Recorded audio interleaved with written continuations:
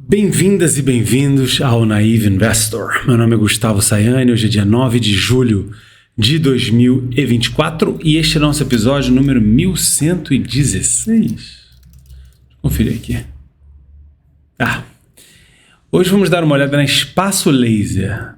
Até segunda ordem, uma rede de depilação a laser. Não tenho tanta certeza sobre isso não, tá?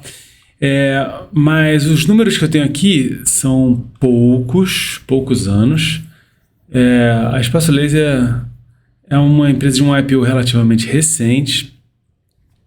E vejamos aqui, a nossa parceria nunca foi sócia da Espaço Laser, tá? Caso você queira saber mais sobre a parceria de investimentos que eu conduzo, deixe um comentário. E vamos tentar entender possíveis motivos para ela não ser da nossa carteira.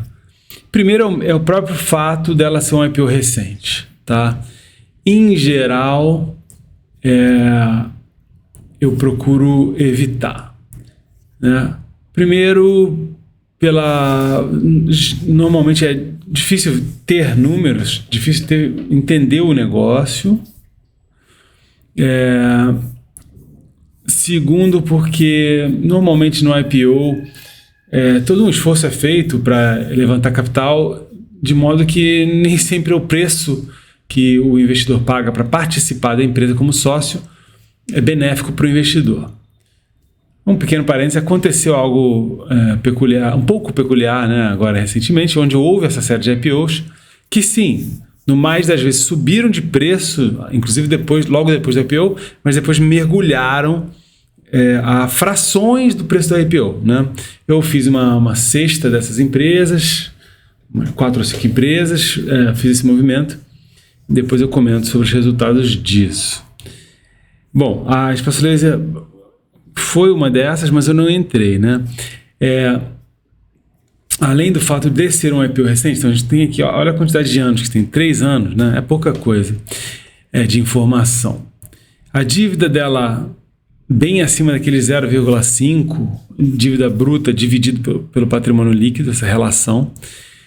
O que ainda mais, assim, um sinal para a gente ter cautela, se considerar que a empresa levantou capital através da própria Bolsa de Valores, né? O passivo também não dos mais baixos.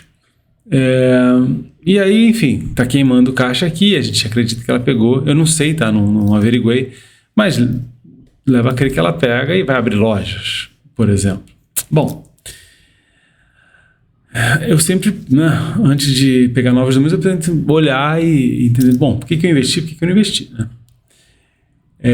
Então vamos pegar os números de 2023. Então, patrimônio líquido aqui, olha, 860 milhões.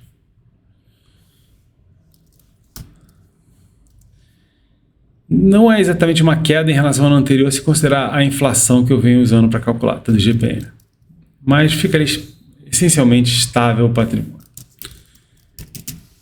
Passivo. O circulante dá um grande salto aqui de 563 para 950, passivo circulante. E o não circulante dá uma emagrecida também boa, para 474, saindo de 880. Então, eu acho que o somatório vai ficar mais ou menos estável também. 1.423. Bem estável, né?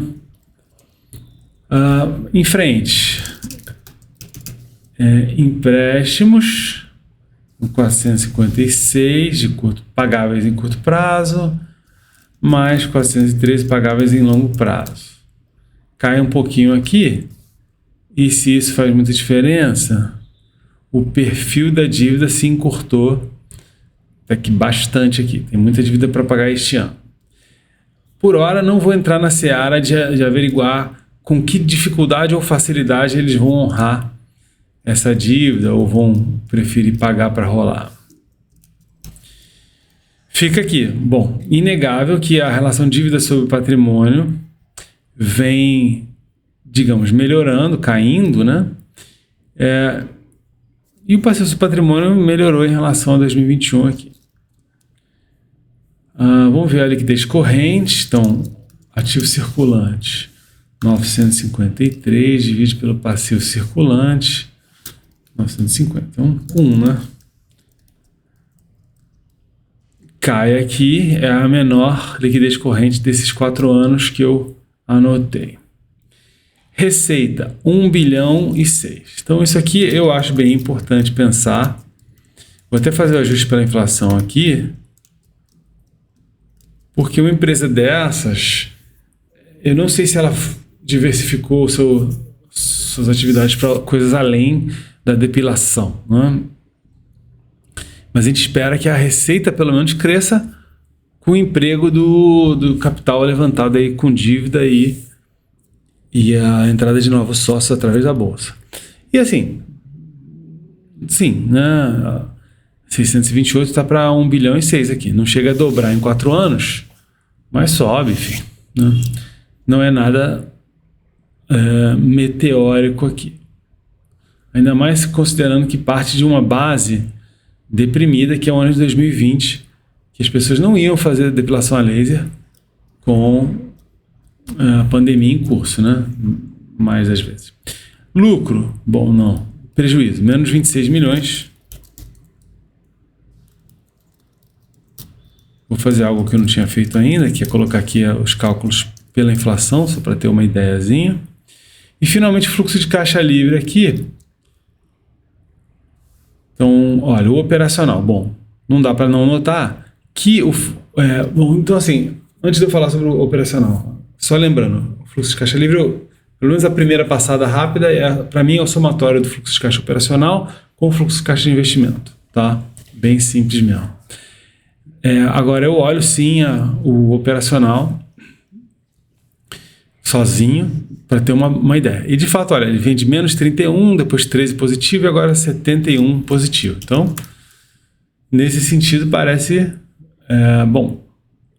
E o de investimento, ó, os investimentos vêm caindo muito. Então, eu tinha tido 1 bilhão e 600, depois 155 e agora 39. Então, a empresa publica um fluxo de caixa livre positivo. Então, primeiro aqui, acredito eu, desde que ela fez o seu IPO, sua oferta pública inicial de ações.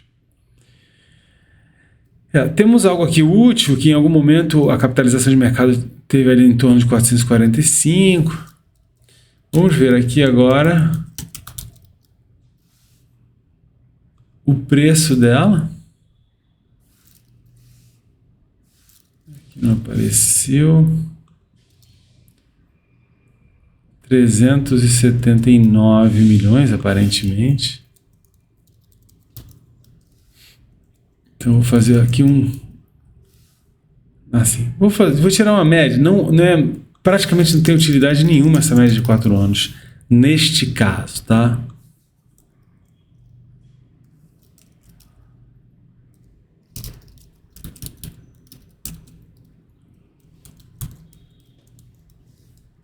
Vou só fazer a média agora dos números ajustados pela inflação, porque o número não ajustado pela inflação não tem nada a ver com a realidade, né?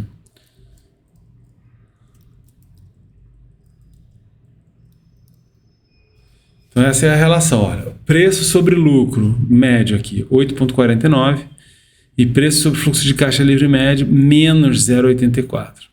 Então, assim, para enxergar o valor aqui, a gente tem que enxergar comparado com o seu patrimônio, talvez, e comparado com uma percepção qualitativa de ganhos futuros.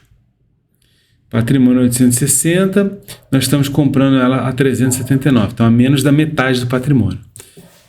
É muito interessante no Brasil, quando a gente compara pelo menos com as empresas americanas, que foi um país que eu olhei um pouco, quantas empresas brasileiras ficam à venda direto por menos do que elas têm de patrimônio. Às vezes bem menos e às vezes gritantemente menos. Então essa aqui é bem menos, né? Menos da metade do patrimônio. O mais interessante ainda é ver que tem outras, eu não me vem uma especialmente à cabeça agora não, mas tem umas que ficam mais ainda, né? À venda uma fração ainda menor do patrimônio, 1/3 do patrimônio, até um pouco menos.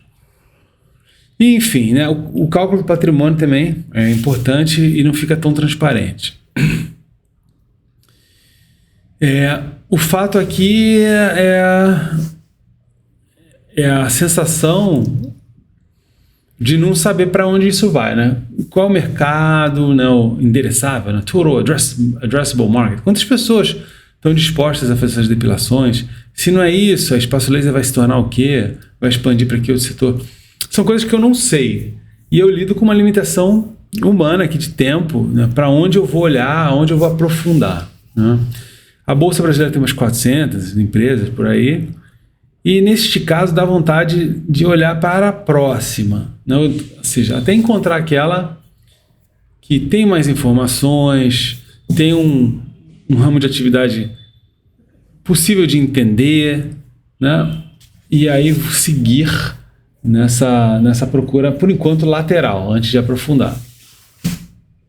Em outras palavras, né? Vou ficar por aqui na Espaço Laser e no futuro a gente volta a ela, a princípio aleatoriamente. Se você souber alguma coisa que eu não estou falando aqui, se quiser compartilhar com a gente, deixe seu comentário que vai ser muito mais que bem-vindo.